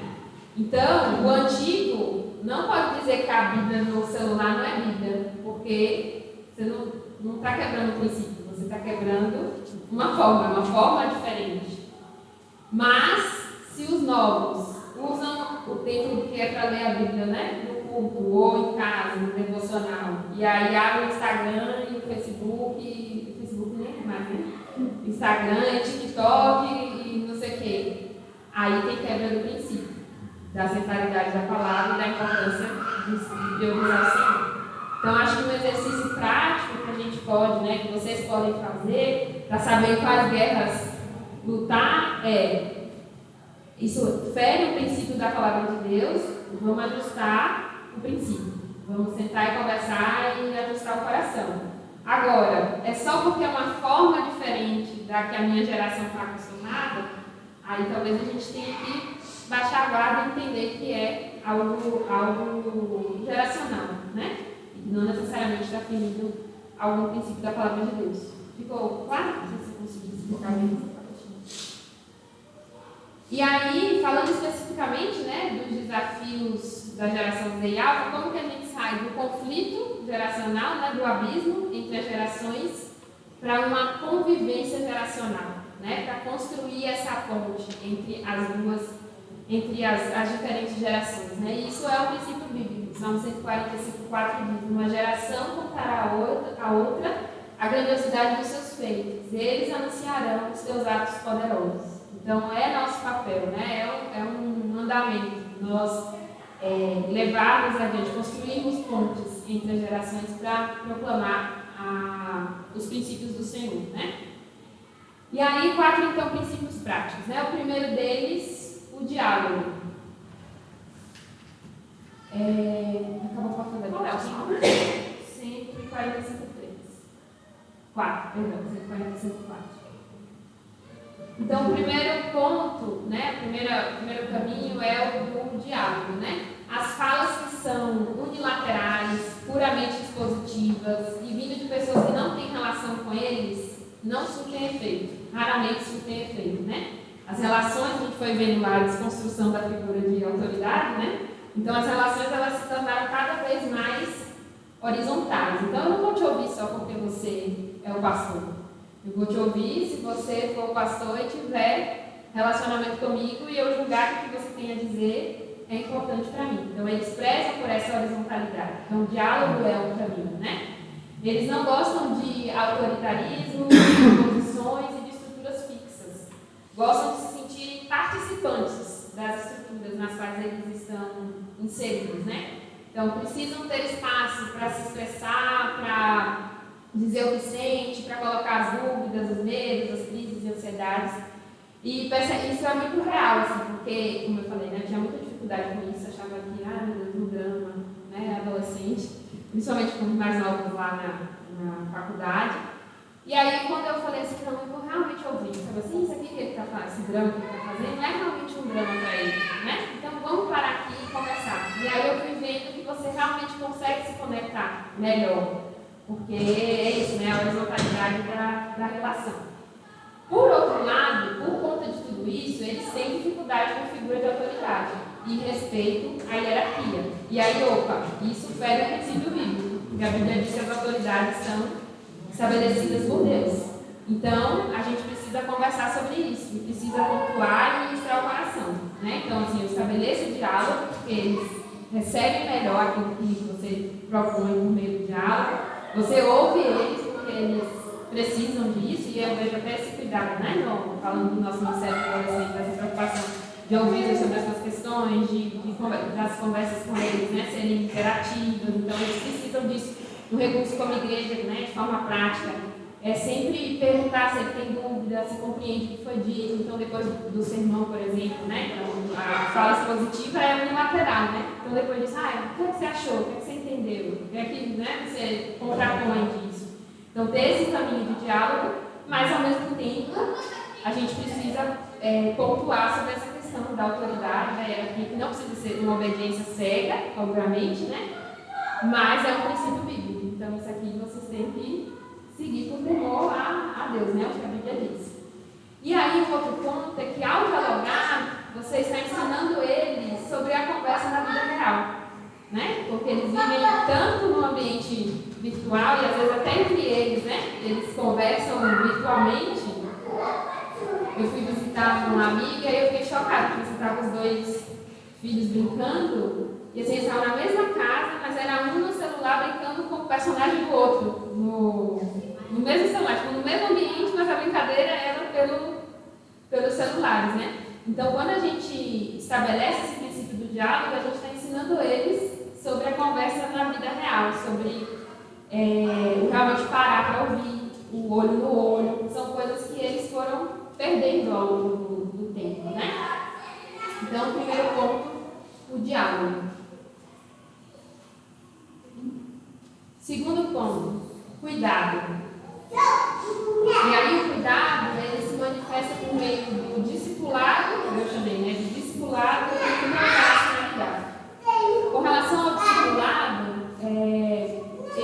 o discipulado pessoal é o modelo bíblico entregue por Jesus para a formação e desenvolvimento do cristão. E isso envolve, então, caminhar junto, partilhar conhecimento bíblico, experiências de dores, dúvidas, sofrimentos, suas alegrias. Então, essa vulnerabilidade abre espaço para que eles se abram também. Então, esse é um cuidado que a gente até tem também, né? Por exemplo, montando a programação, né, do acampamento, por exemplo. Então, nas palestras, você tem o cuidado de como que eu posso dar um exemplo na minha vida sobre essa luta, ou sobre como eu lidei com essa questão biblicamente. Porque isso aproxima e isso é cumprir, né, a essência do discipulado, do caminhar junto do vida na vida, né? Então, cuidar deles é se perguntar, antes de tudo, como que eu posso ajudá-los a ser mais parecidos com Jesus, né? Não mais parecidos comigo na mesma idade que eles tinham, mas mais parecidos com Jesus, ainda que a forma seja diferente. E a intergeracionalidade é justamente a convivência entre as diferentes gerações, né? Eu vou ler aqui um trechinho de um outro livro da Karen Milton, que ela diz assim: a multiplicação de grupos em nossas comunidades, crianças, adolescentes, jovens, adultos, casais, solteiros, descasados, viúvos, idosos, traz seus benefícios. Se convivêssemos apenas com iguais, deixaríamos de cultivar uma das dádivas mais lindas que a comunidade proporciona, a sabedoria e o crescimento decorrente da intergeracionalidade. É nessas relações que aprendemos o respeito e a convivência. Quando os mais novos convivem só com pessoas de sua idade, esperando amadurecer espiritualmente sozinhos, e quando aqueles com mais tempo na caminhada não se sentem responsáveis pelos mais novos, não há crescimento sadio. E aí eu pergunto para vocês, me digam que outro lugar na face da Terra você pode viver intergeracionalidade de forma tão plena quanto a igreja. E qual outra instituição, qual outro lugar você tem tantas gerações diferentes convivendo de forma voluntária? Então essa é uma dádiva que nós precisamos aproveitar. E de forma prática, né, pensando nessa questão da convivência das gerações, vocês podem expandir isso. Então, crie situações para que seu filho possa conviver com pessoas de faixa etária diferentes. Né? Leva para um passeio com os avós, sem o celular, né? Tira o celular para poder interagir com a avó. Deixa os jovens da igreja, né, chamarem eles para um rolê juntos, né? E os jovens da igreja também chamam para um rolê juntos, os jovens que forem ouvir depois. Eu estava aqui, né? Recebendo a chamada. Desafie ele a servir as crianças menores que a idade dele. Então, assim, essa convivência entre as gerações é uma coisa que pode ajudar muito no crescimento. E a igreja é um solo fértil para isso. E às vezes a gente deixa passar essa oportunidade, né? Terceiro ponto, comunhão. E aí, comunhão é autoexplicativo, né? Diante de tudo isso que a gente falou aqui, eles precisam de relacionamentos presenciais, né? Brincadeiras, sem telas. Aí eu vou usar o exemplo da Papadeiro também, né? A gente tira o celular deles no primeiro dia, uma luta para tirar. E aí no último dia, que tem um tempinho para acessar, eles nem lembram mais. Não quero não preciso não. Então, assim, encontros presenciais para brincar, refeições juntos, junto a outros amigos, para fazer refeições juntos, grupos pequenos, próprios grupos aqui da igreja, né, de adolescentes, a escola bíblica das crianças. Então, ter essas oportunidades de comunhão presencial, sabe, para trazê-los para essa realidade da vida real. E quarto e último ponto, o serviço. Como eu disse, o fato deles serem uma geração. Eles serem uma geração inclusiva, com um senso de justiça muito aguçado, com engajamento, né, nas questões sociais, isso pode ser um superpoder deles. Se nós mostrarmos para eles que o Evangelho pode usar tudo isso para ser canalizado para a prática de boas obras, como Efésios diz que nós fomos chamados para fazê-lo, né? Então, tenhamos aí menos overparent, aquela superproteção que nós falamos lá no início, né? Que é tão danosa para o desenvolvimento deles, e vamos equipar no meio do serviço, né? Diante dos desafios da sua época. Então, um exemplo nosso aqui, né? A igreja agora está apoiando o Mochileiros de Cristo. Então, vamos desafiá-los a servir lá. E outros desafios de serviço na igreja, de ações humanitárias, de cuidados com o meio ambiente. Será que tem um grupo fazendo alguma ação de proteção ao meio ambiente, que a gente possa envolvê-los? E aí, ela não sabe como vou citá-la, mas quando eu estava pensando sobre isso, eu me lembrei muito de você, Tati. De você, a Tati de lá de Tati. Porque quando teve a coisa da enchente lá, né, no Rio Grande do Sul, você foi com os meninos, né? E eu fiquei pensando, nossa, como que aquilo pode ser chocante para alguns, né? Meu Deus, como cuidar com 3 crianças pequenas por meio, uma enchente, não sei o que, e leptospirose, né? E poderia ter muitas crises, não estou dizendo que não existiram. Mas é isso, né? O serviço é algo que pode ensiná-los e às vezes a gente protege tanto que não deixa eles transformar toda a existência que eles têm de justiça, igualdade, de cuidar com a criação, de cuidar, né, com a preocupação com a dignidade humana, em prática boas obras.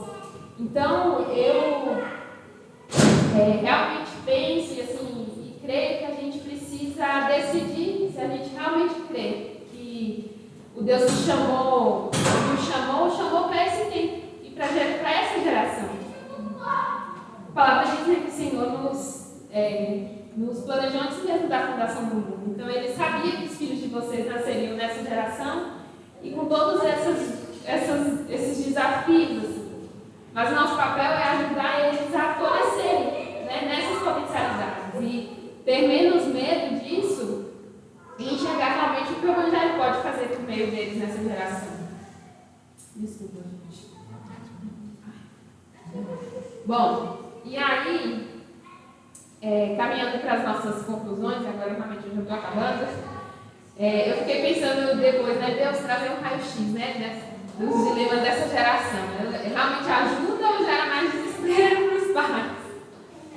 Porque se eu como igreja, né, fico às vezes aflita, imagino vocês, né, que são pais. E aí tem internet, tudo aquilo que a gente viu, tem sexo, e a gente tenta fazer desigrejadas e pornografia, e tantos gêneros que eu não sei. E aí a gente tenta criar mecanismos, né, diálogo, cuidado, não, serviço, para poder saber lidar com isso. Mas tudo isso é isso, é um martelinho ali na ponta do iceberg, porque a raiz de tudo isso é muito mais profunda. E é interessante que é a mesma raiz desde o mundo, desde o tempo da Bíblia, né? São coisas, ideias, pessoas, ou mesmo o eu, no trono do coração, ocupando, né, lugar e prioridade na minha mente, ocupando o lugar de Deus. Porque imoralidade sexual, né, pornografia, tudo que a gente viu. Desde a Bíblia, isso caminha junto com idolatria, né? Pornografia é idolatria. Você se definir pelas suas crenças, pelas suas ideologias, ou por como você acorda se sentindo, é idolatria. E nós precisamos lembrar dessa verdade. Está lá em Lamentações 5:19, né? Tu, Senhor, reinas eternamente. O teu trono subsiste de geração em geração. Deus, Ele está acima das gerações. O trono dele subsiste, como a palavra diz, e destrona os nossos ídolos. E destrona os ídolos do coração do seu filho. Todas as gerações têm seus ídolos, né? Não é porque os deles estão evidentes aqui agora na palestra, mas todas as gerações têm os seus ídolos. E o ídolo dele só cai quando Deus ocupa o lugar prioritário. Então, a coisa mais revolucionária, não sei se talvez ouvindo isso, né? Sobre essa segunda geração que a gente espera, alguma forma para me ajudar a lidar com tudo isso. Mas a coisa mais revolucionária que você pode fazer pelo seu filho é ensiná-lo a temer a Deus. A resposta mais eficaz é simples, é o próprio Evangelho, né? É o Evangelho que faz uma geração que é inclusiva usar isso para amar Deus e amar o próximo, amar as pessoas. É o Evangelho que tem poder para, neste tempo, nos fazer famílias que usam de maneira sábia a tecnologia, que usa realmente uma chamada de vídeo para aproximar as pessoas, que usa o YouTube ou o Netflix para assistir uma boa palestra, para assistir uma boa série, ou até para assistir algo que não é tão bom e mostrar qual é o contraponto do Evangelho, né? Então, o caminho não é a gente temer tudo isso que a gente vê por aí, mas é a gente temer a Deus mais do que a essas coisas. E eu me lembrei muito da oração sacerdotal, né, lá em João 17, quando Jesus ora pelos discípulos, ele diz, né, Pai, eu não peço que os tire do mundo, mas que nos livrem do mal. E eu quero terminar então com essa citação da Karen, que ela diz assim, Deus tem escrito uma história através de pessoas que em cada geração têm enfrentado desafios diferentes e se mantido fiel a Deus, apesar das adversidades. Foi o temor ao Senhor que fez Daniel não se prostrar na Babilônia, mesmo com os desafios que a geração dele tinha, né? E é isso que vai fazer a diferença. Então, o que a gente pode ofertar como pais, né, como igreja, é o Evangelho, né? E eu queria terminar então orando por isso, para que o pensamento, né, desse século não nos distraia e que o diabo não roube nem a nossa alegria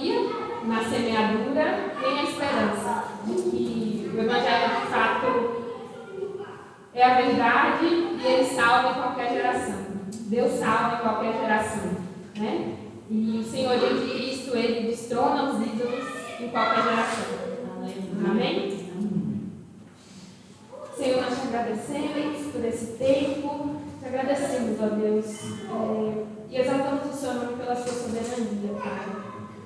Como falamos aqui, às vezes a gente foca os nossos olhos nos desafios dessa terra, desse mundo, e tudo isso se torna tão grande, Pai, diante de nós, e as nossas dores são até legítimas, Senhor. A gente vê, infelizmente, muitas pessoas se perdendo, se distanciando do teu plano, Senhor, para a criação do ser humano. Mas eu te peço, Pai, olhos fixos em Jesus. Que o Senhor nos ajude a ver a sua grandeza, a sua soberania e continuar agindo, continuar semeando, Senhor, na vida dos nossos jovens, adolescentes e crianças. Cremos, Deus, que o Evangelho é o poder de Deus para a salvação. E que, diante de todos os desafios que essa geração enfrenta, Ele é a melhor resposta, Senhor. Então nós pedimos que o Senhor nos ajude a crer nisso, Pai. E movidos por essa fé que a gente continue caminhando. Eu oro pelos meus irmãos que são pais das nossas crianças e adolescentes aqui nessa igreja. Senhor, que o Senhor possa fazer o certificado daquilo que eles receberam aqui como conteúdo, como informação. E que o Senhor derrame a sabedoria que vem do alto sobre eles, para saber como agir. Te peço, Deus, uma escuta honesta, Deus, que eles de fato possam ouvir, Senhor, os clamores dos seus filhos e que recebam de Ti a sabedoria, Deus, para apontá-los para o caminho eterno, Senhor, para o Teu caminho, Pai. Nós oramos, a Deus, pelas nossas crianças, pelas nossas adolescentes, te pedimos que o Senhor os guarde em meio a esse mundo mal, que o Senhor alcance o coração deles, Senhor.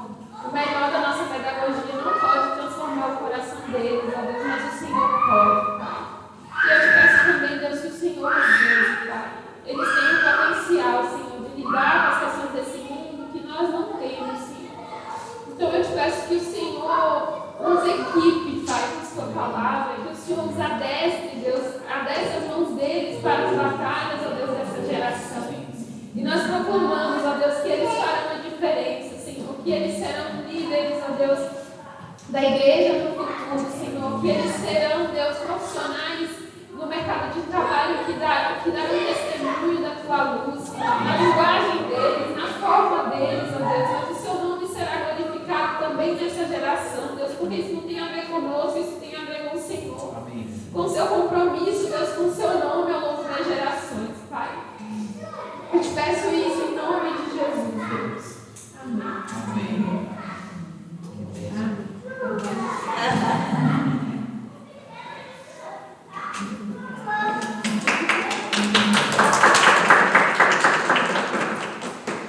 Obrigada, viu? Obrigada por uma bênção, né? Uma bênção poder aprender. Obrigada, Luiz, pela dedicação. Eu esqueci de uma coisa. É só. Depois eu compartilho com a Tati no slide. Mas eu deixei.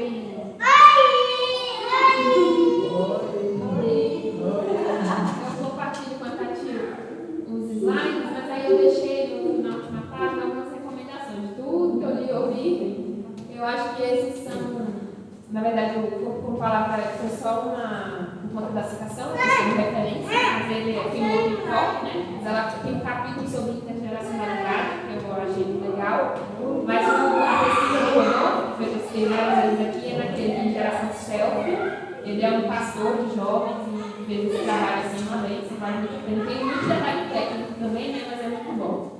O AIGEN é a pesquisa daquela psicóloga que eu falei. Ele é bem novo, bem denso, mas o Geração Perdida é o que fala sobre por que eles têm saído da igreja, né?